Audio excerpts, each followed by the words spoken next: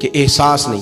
اگر احساس ہونے لگے پھر شوق بیدار ہوتا ہے, پھر انسان کسی کو کچھ دے کے راضی ہوتا ہے, پھر اس کا. حضرت حذیفہ بن یمان رضی اللہ تعالیٰ عنہ فرماتے ہیں, یہ حدیث امام غزالی لائے اور اپنی سند کے ساتھ لائے. حضرت حذیفہ بن یمان رضی اللہ تعالیٰ عنہ فرماتے ہیں, میں نبی پاک صلی اللہ علیہ وسلم کے ساتھ ایک سفر میں تھا, گرمی بڑی شدید تھی. ایک جگہ پہ باغ نظر آیا تو تھوڑا سا سستانے کے لیے سرکار اس باغ کو برکت دینے کے لیے تشریف فرما ہوئے, تو سامنے کنواں بھی نظر آیا. تو تبا مبارک چاہی کہ غسل ہی نہ کر لیا جائے. کہتے ہیں حضور سید عالم علیہ السلام کنویں کے قریب چلے گئے غسل فرمانے کے لیے, تو کپڑوں سمیت سرکار غسل فرما رہے تھے. پھر بھی مجھے فرمایا کہ ذرا چادر تان کے نہیں کھڑے ہو جاتے. یہ نا زیادہ شرم والا ہوتا ہے کھلا لباس, اس میں زیادہ احساس ہوتا ہے. یہ گرمیاں آتی ہیں نا تو سمجھدار آدمی بھی خالی بنیان میں گھومنے لگتا ہے, سیاںا بندہ بھی. اچھا نہیں لگتا, تہذیب کے مطابق نہیں. ہماری وزاداری جو ہوتی ہے وہ باہر نہیں, گھر کے اندر بھی ضروری ہوتی. بیٹیاں ہیں, بہنیں ہیں گھر کے اندر, بڑا اچھا رویہ انسان کا ہو تاکہ خوبصورتیاں اور خوشبوئیں بکھریں. کپڑوں سمیت غسل فرما رہے ہیں. اور حضرت حذیفہ بن یمان کہتے ہیں, میں چادر تان کے کھڑا ہو گیا. سرکار تھوڑے سے غسل کے بعد فرمانے لگے, حذیفہ گرمی بڑی تھی, نہانے میں بڑی لذت آ رہی ہے, تو میں تھوڑا اور نہ نہاؤں. تو میں نے کہا حضور میری تو نوکری قبول ہو رہی ہے, میرے لیے تو سعادتیں. کہتے ہیں سرکار نے تھوڑا غسل کیا, اب حضور بس کرنے لگے. تو میں نے عرض کی, میں نے کہا یا رسول اللہ میری خواہش ہے کہ تھوڑا اور غسل فرمائیں. سرکار نے تھوڑا اور غسل کیا. میں نے کہا حضور اور کریں. کچھ دیر حضور غسل کرتے رہے. تکمیل غسل پر میں بڑا راضی تھا, کلیجہ بڑا ٹھنڈا تھا کہ آج میری خدمت قبول ہوئی, آج مجھے حصے میں یہ سعادت آئی. کہتے ہیں جب میں فارغ ہوا نا تو حضور فرمانے لگے, چل اب تو بھی غسل کر, تو بھی غسل کر اب. تو میں غسل کرنے لگا تو فرمایا ادھر دیکھنا میری طرف. یہ ہمارے ہاں نا کچھ لوگ بن کے بیٹھ گئے, اور انہوں نے سمجھا کہ شاید چونکہ میں لیڈر ہوں, شاید میں سربراہ ہوں, اور باقیوں پر لاگو ہے کہ میری گاڑی کے پیچھے دوڑیں اور میرے نعرے لگائیں. دیکھو جب انسان انسانوں کے اندر احساس پیدا کرنے کی طرف دیکھے گا تو سب سے پہلے میرے محبوب کی زندگی سے درس حاصل کرے گا. سرور کائنات صلی اللہ علیہ وسلم نے کہا غسل کرو. کہتے میں غسل کرنے لگا تو محبوب فرمانے لگے چادر مجھے دو, میں تان کے کھڑا ہوتا ہوں. کہتے ہیں میرے تو پیروں تلے زمین نکل گئی. میں نے کہا یا رسول اللہ صلی اللہ علیہ وسلم مہربانی فرمائیں, آپ یہ نہ کریں. تو حضور نے فرمایا تو نے کیا ہے نا, تو میں کیوں نہ کروں. کہتے ہیں اب حضور نے حکم دیا تو میں نے چادر سرکار کو پیش کر دی. حضور تان کے کھڑے ہو گئے تو میں جلدی سے غسل کر کے فارغ ہو گیا. میں نے کہا حضور نہا لیا ہے. فرمایا حذیفہ مجھے گرمی لگ رہی تھی تو تمہیں بھی لگ رہی ہوگی نا, صحیح کر کے غسل کرو. کہتے ہیں میں غسل کر چکا, یارو ذرا اس کی لذت تو محسوس کر لو. کوئی حرج نہیں یار, اگر کوئی کام ہمیں کبھی اپنے ہاتھ سے کرنا پڑ جائے کوئی مسئلہ نہیں. اگر آسمانوں پہ چلو گے تو زمین والوں سے پیار نہیں بڑھے گا, اور اگر زمین والوں کے بیچ رہو گے پیار کرو گے تو محبتیں بڑھیں گی. حضرت حذیفہ بن یمان کہتے ہیں کہ میں پھر تھوڑی دیر غسل کے بعد عرض کی حضور کر لیا غسل. تو کہتے ہیں اب سرکار نے میری طرف غور سے دیکھ کر فرمایا حذیفہ دو حرفی بات ہے, جتنی دیر میں نے غسل کیا تم بھی اتنی دیر ہی کرو گے, اور کرو گے تو بات ختم ہوگی, ورنہ یہ بات ختم نہیں ہوگی. حضرت حذیفہ بن یمان فرماتے ہیں میں نہا بھی رہا تھا اور مدینے والے رسول پہ درود و سلام بھی پیش کر رہا تھا. دیکھو اگر یہ شدت آئے نا, دیکھیں میں اکثر دوستوں سے کہا کرتا ہوں کہ میرے جیسے آدمی کو نا بن جاتی ہے عادت سٹیج پہ بیٹھنے کی. آپ یقین کریں بن گئی ہے, مثال نہیں دے رہا, صحیح کہہ رہا ہوں. اب کئی دفعہ ایسے ہوتا ہے کہ بہت ساری محافل میں نا چاہیے نا بندہ پیچھے بیٹھ جائے, لیکن وہ ایسی جو نجی جو اساتذہ کی ہیں, جو بزرگوں کی ہیں, جن میں بڑے بیٹھے, ان میں بھی کئی دفعہ شک ہونے لگتا ہے کہ آگے ہی جانا ہے, حالانکہ نہیں جانا. اور کئی ایسے چودھری صاحب, پیر صاحب, صوفی صاحب ہوتے ہیں جو گردن اٹھا اٹھا کے نقیب محفل کو دکھاتے ہیں کہ میں آ گیا ہوں, کر لے اعلان کسی طریقے سے, پھر آپ تنگ ہوتے ہیں. پھر دیکھیں نا، اس محفل کا بھلا مہمان خصوصی میں تو نہیں، اس میں محفل کے تو مہمان خصوصی وہ ہیں جنہوں نے یہاں جھاڑو دیا ہے، جنہوں نے لوگوں کو دعوت دی ہے، اور جو بیٹھ کے دائیں بائیں دیکھ کے بڑے راضی ہو رہے ہیں دل ہی دل میں کہ دیکھا ہماری محفل کتنی کامیاب ہوئی، ذوق پیدا ہو رہا ہے، شوق پیدا ہو رہا ہے۔ ہم اگر احساس کرنے لگیں، تھوڑا سا بیچ رہنے لگیں لوگوں کے، حسن پیدا ہوگا، پیار بڑھے گا، بھائی کے ساتھ رشتہ مضبوط ہوگا، دوستوں کے ساتھ تعلق مضبوط ہوگا۔ یہ جو ملازم چھوڑ کے چلا جاتا ہے نا، اس کو 5,000 زیادہ ملتا ہے تو نکل جاتا ہے، اس کی وجہ یہ تھی کہ آپ کا اس کے ساتھ رشتہ مضبوط نہیں تھا۔ اگر تعلق مضبوط ہو جائے، مولا علی شیر خدا، مولا کائنات حضرت مولا علی شیر خدا کرم اللہ تعالی وجہ الکریم کا خادم کہتا ہے، مجھے ایک دن فرمانے لگے، یعنی خادم کو، غلام کو فرمانے لگے، یار کپڑے تیرے بھی پرانے ہو گئے ہیں تو میرے بھی ہو گئے، چل خریداری کرنے نہ چلیں۔ کہتے مجھے لے گئے بازار اور 2 جوڑے حضرت علی نے خریدے، ایک خاصا مہنگا تھا، ایک سستا تھا۔ میں سمجھ گیا کہ مہنگا آقا کا ہے اور سستا غلام کا ہے۔ کہتے ہیں وہ تھیلے میں ڈالے، اٹھانے میں نے تھے، میں نے وہ اٹھائے اور میں چلنے لگا۔ کہتے ہیں جب وہ چوک آیا نا جہاں سے مولا کائنات شیر خدا کرم اللہ تعالی وجہ الکریم نے اپنے حجرہ نور میں جانا تھا اور میں نے اپنے گھر میں جانا تھا، تو حضرت مولا علی شیر خدا فرمانے لگے، لا بھی بیٹا میرے والا سوٹ مجھے دے دے۔ تو بالکل طے شدہ بات تھی، میں نے وہ مہنگا جوڑا نکالا اور حضرت علی کی طرف بڑھایا، تو حضرت علی فرمانے لگے یہ تو نہیں میرا تو وہ دوسرا ہے۔ تو وہ شخص کہتا ہے میں نے ایک فلسفہ بیان کیا، میں نے ایک علت بیان کی، ایک لاجک بیان کی، میں نے کہا حضور یہ آپ رکھیں اور یہ جو سستا ہے یہ میں رکھتا ہوں۔ فرمایا وجہ؟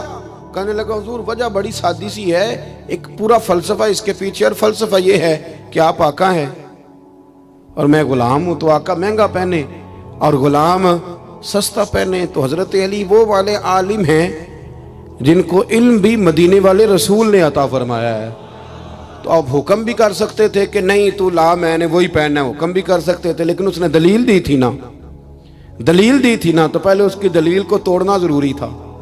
حضرت علی کہنے لگے فلسفہ ہی تو نے بیان کرنا ہے تو اپنے والا نہ کر، تو میرے والا کر۔ اس نے کہا حضور کیا مانا؟ آپ فرمانے لگے تو کہہ رہا ہے کہ مہنگا جوڑا میں پہنوں گا اور سستا جو ہے وہ تو پہنے گا۔ فرمانے لگے تو نے یہ دلیل بیان کی ہے کہ میں آقا ہوں تو غلام ہے، تو فرمایا تو میرے والی علت لینا۔ حضور وہ کیا؟ آپ فرمانے لگے تو پہن مہنگا اور میں پہنتا ہوں سستا، دلیل یہ ہے کہ تو جوان ہے اور میں بوڑھا ہوں، تو جوانوں کو پہننے چاہیے مہنگے کپڑے، بوڑھوں کا تو سستوں سے بھی گزارا ہو جاتا ہے۔ تو وہ خادم کہتا ہے میں لاجواب ہو گیا، اور پھر وہ قیمتی جوڑا مجھے دے گئے اور سستا جوڑا وہ لے گئے۔ کہتے ہیں شیر خدا تو چلے گئے، لیکن ساری زندگی میں سوچتا رہا کہ کائنات میں دوبارہ ایسے لوگ دنیا میں آئیں گے صحیح، یہ ملیں گے صحیح۔ احساس کی جب شدت ہوتی، اب یقین کریں اس ملک کے اندر 2 چیزیں اتنی شدت سے عام ہوئی ہیں، اتنی شدت سے، ایک پروٹوکول، ایک VIP کلچر۔ ان دونوں چیزوں نے بہت سارے لوگوں کو پیچھے کر دیا۔ اب تو بہت سارے غریب ایسے ہیں جو بیچارے قریب ہی نہیں آتے، وہ کہتے ہیں نہیں میرے والا کام ہی نہیں، وہ پیچھے، وہ شہرت سے بچنے والا پیچھے پیچھے رہتا ہے، اور میرا جی چاہتا ہے ساری غزلیں اس ظالم کے نام کریں۔ کچھ لوگ بیچارے بالکل پیچھے ہو گئے، مایوس ہو گئے۔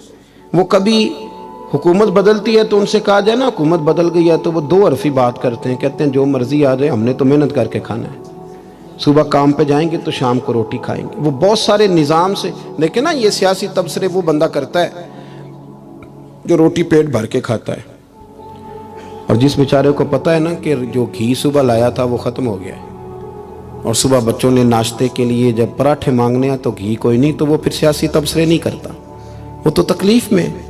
اللہ کے محبوب صلی اللہ علیہ وسلم نے نا احساس کی دولت تقسیم کی تھی۔ مسند امام احمد بن حنبل میں حدیث ہے، حضرت بلال حبشی رضی اللہ تعالیٰ عنہ فرماتے ہیں میں نے عصر کی نماز کی اقامت پڑھ دی تھی،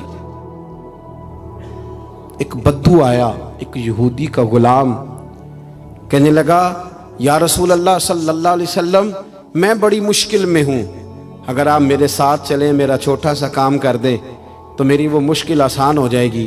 سیدنا بلال حبشی فرماتے ہیں نبی کریم نے نمازیوں سے فرمایا اقامت ہو چکی تھی، فرمایا تم بیٹھ جاؤ میں ذرا اس بدو کا کام کر کے آتا، تم ذرا بیٹھو۔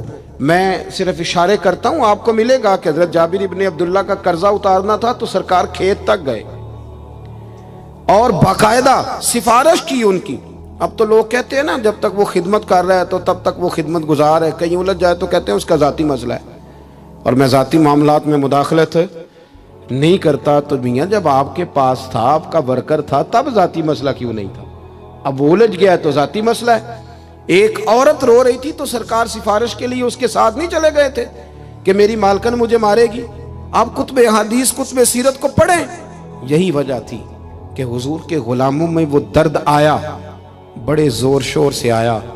امیر المومنین سیدنا فاروق اعظم رضی اللہ تعالیٰ، اس شخص کا آپ جاہ و جلال دیکھیں نا تو کسرا کا بادشاہ کہتا ہے عمر ملنا ہے، تو عمر فرماتے ہیں میرے پاس وقت نہیں، میں نہیں ملتا، مجھے کیا ضرورت ہے کسی کی، یہ جاہ و جلال ہے۔ اور انسانیت کی خدمت کا جذبہ کیا ہے؟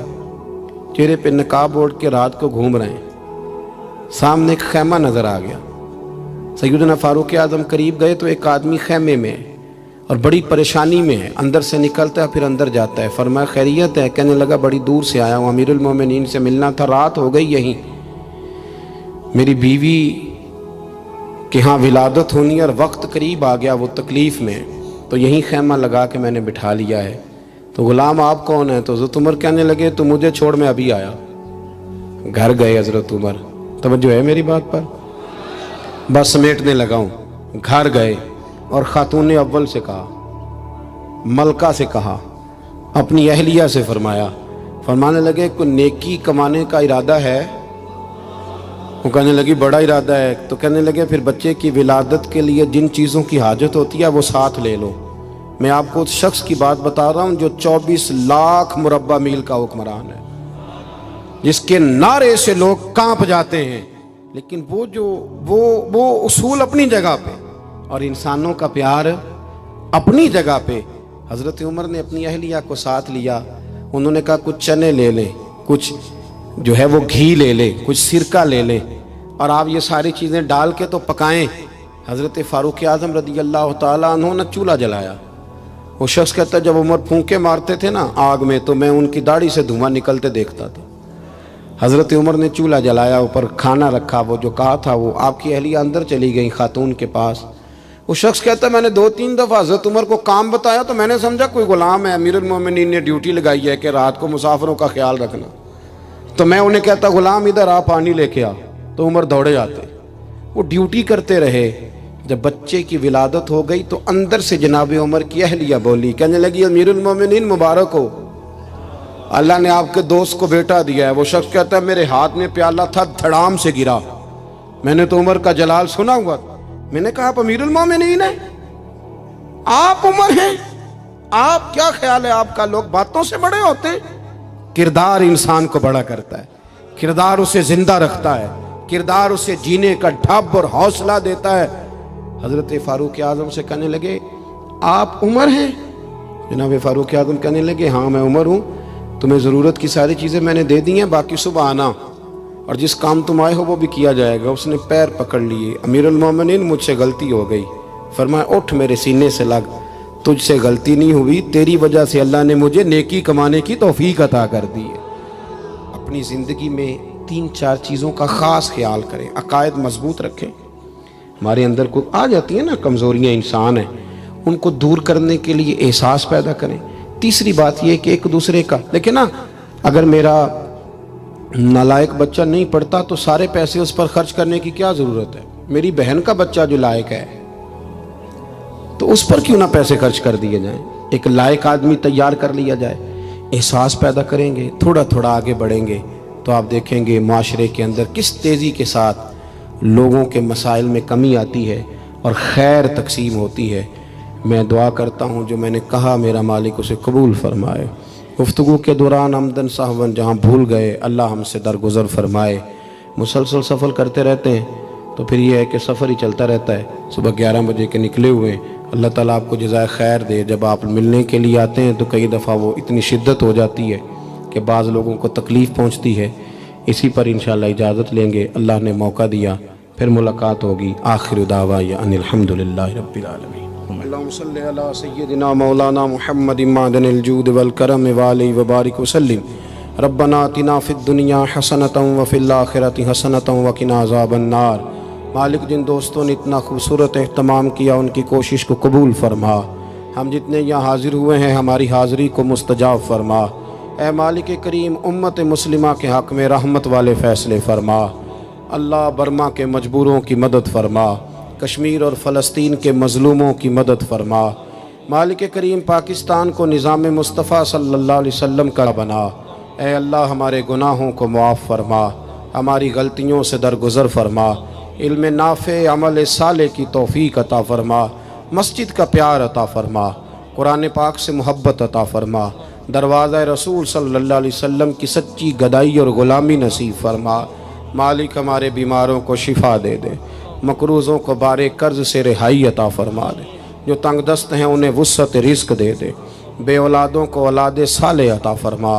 مالک کریم جو لوگ دنیا سے چلے گئے ان کی کامل مغفرت فرما، ہم جو موجود ہیں ہمیں توبہ کی توفیق عطا فرما، ہم سب کا خاتمہ بالخیر بالایمان فرما۔